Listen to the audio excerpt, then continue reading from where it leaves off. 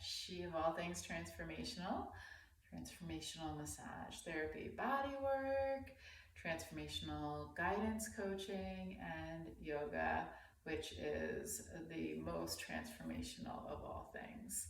And today, what we're going to focus on is we're going to focus on doing some poses that are really great for expanding our energy, but also helping us to create more vibrant openness in our body if we've been kind of starting to close up in the front line. And you might have already detected a theme if you've watched any of my other videos. This is a big theme of mine because I believe that yoga should be counterposing or antidoting our lifestyles. And in at least the culture that I live in Western culture, there's a whole lot of opportunities for us to kind of shut down this front of our body, round the shoulders forward.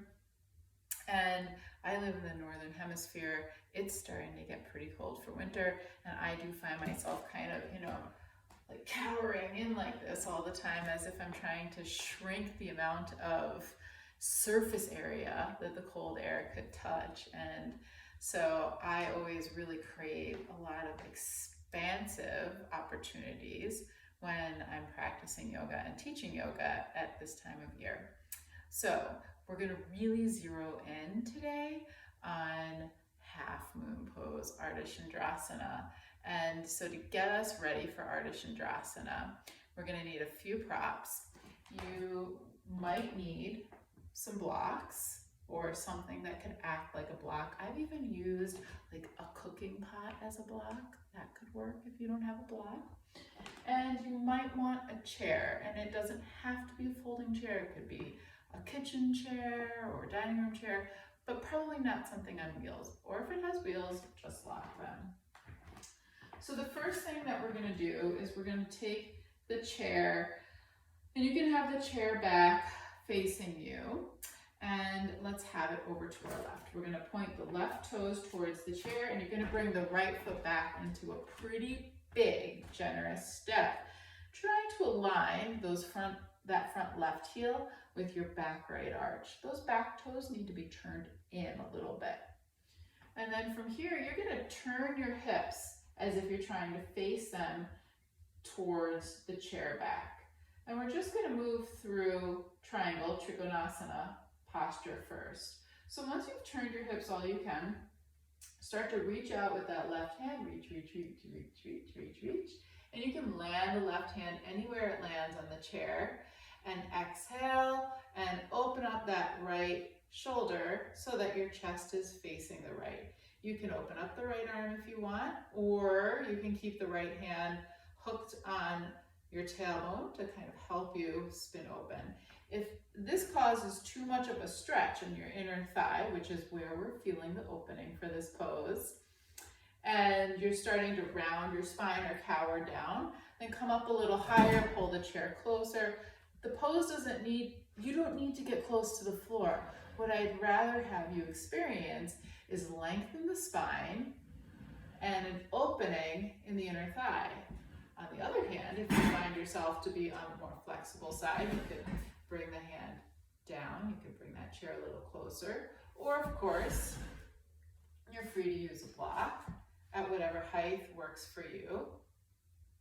But we're keeping the length in the spine, and you're doing your best to elicit as much length on the left side of your trunk as you can so that the spine can continue to be as long as it can be, and you can rotate open to the right through your thoracic back. So this is going to depend, per person.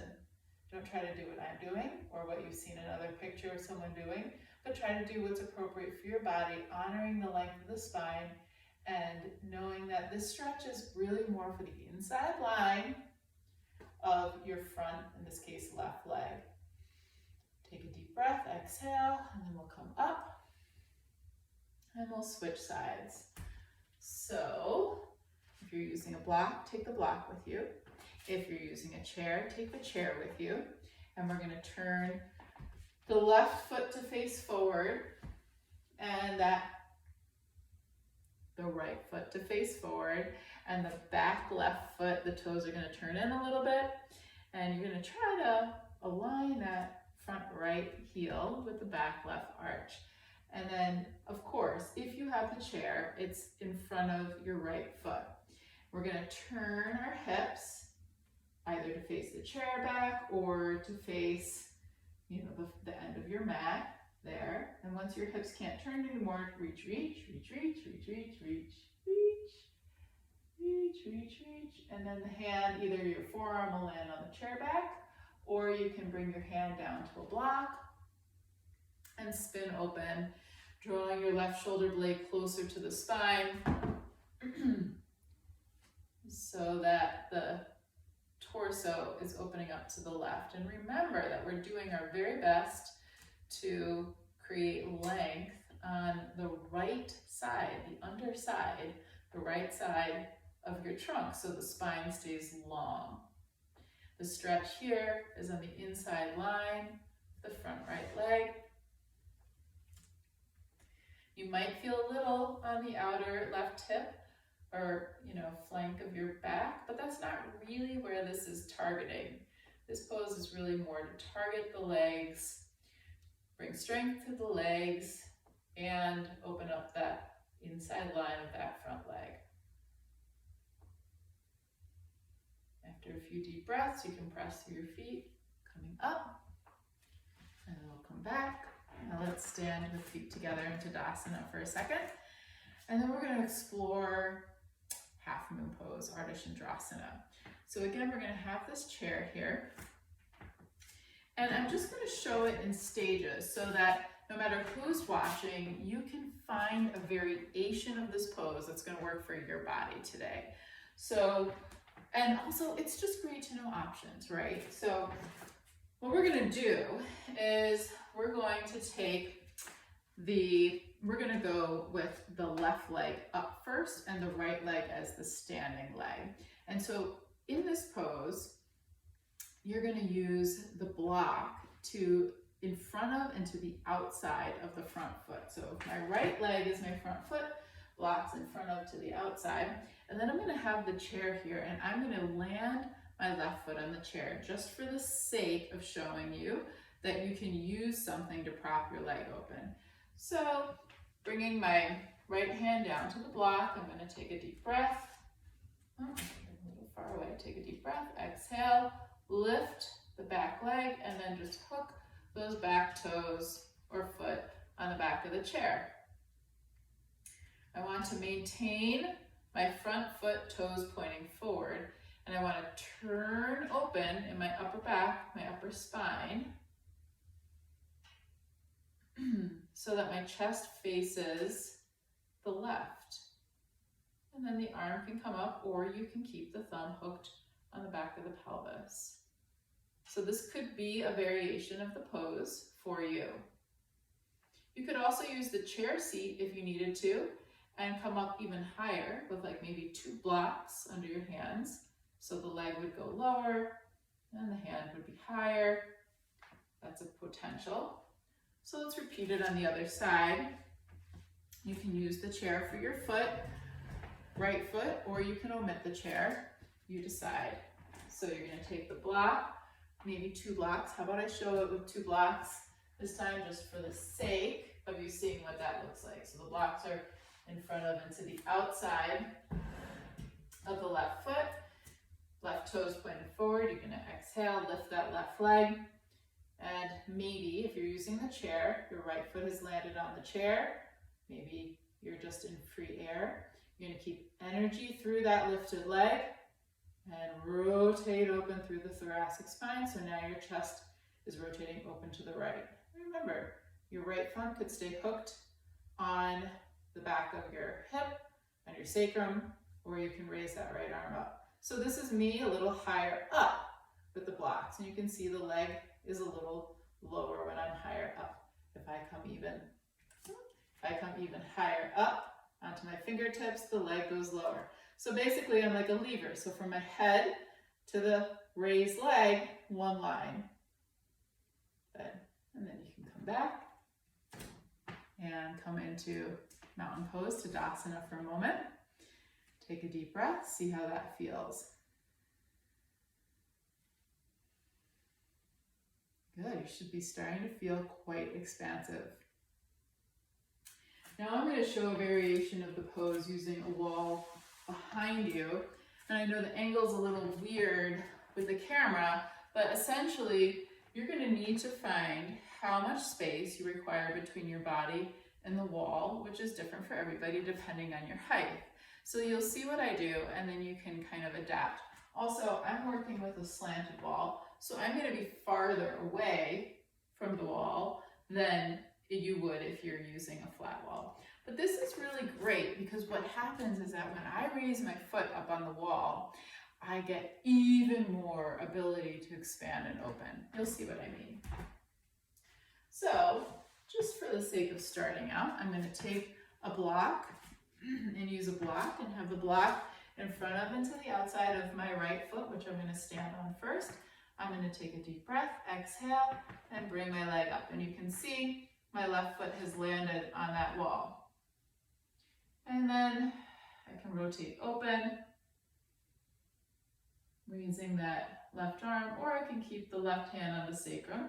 And if you can go lower, you bring your hand lower. But remember, the idea here is that we're keeping one long line from the top of the head all the way up through the raised leg. So, coming down,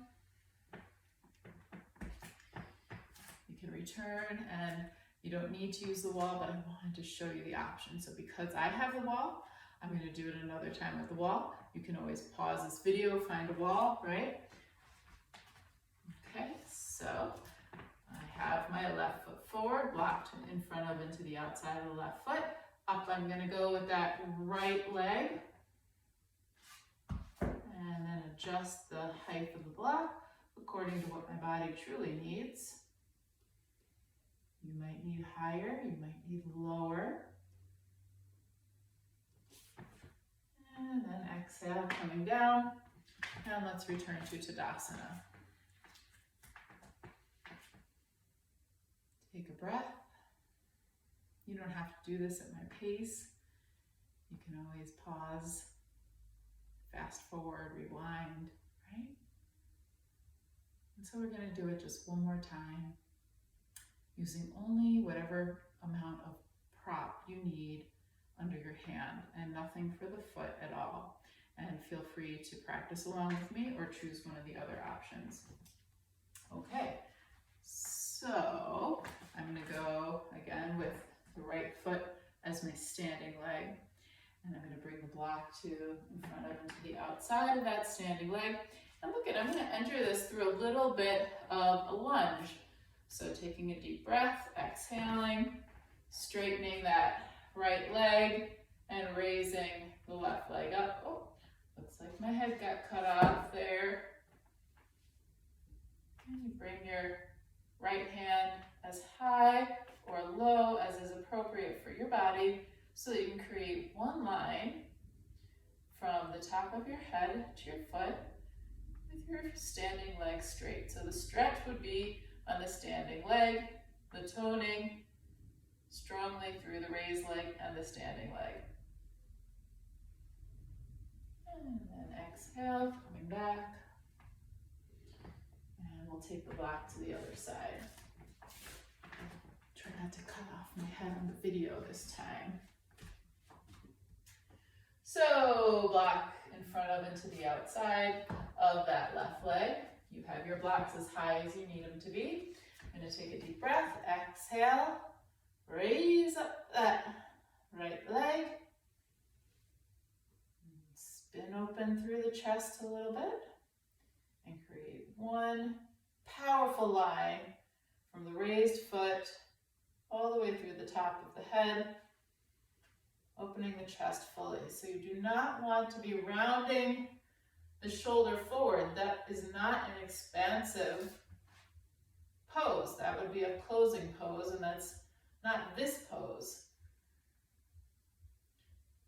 So always honoring taking as much space or as much height under the supporting hand as you need to give yourself that expansive opportunity. Come back to Tadasana. You can close your eyes. Bring the weight on your heels a little bit. Let the neck relax. Let the jaw relax. Digest the experience.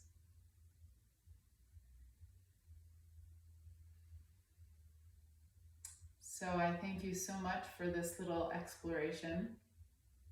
And I hope that you will find that this pose brings you a lot of expansiveness when you feel like you need to kind of open up if you've been a little closed off. Well, thank you so much.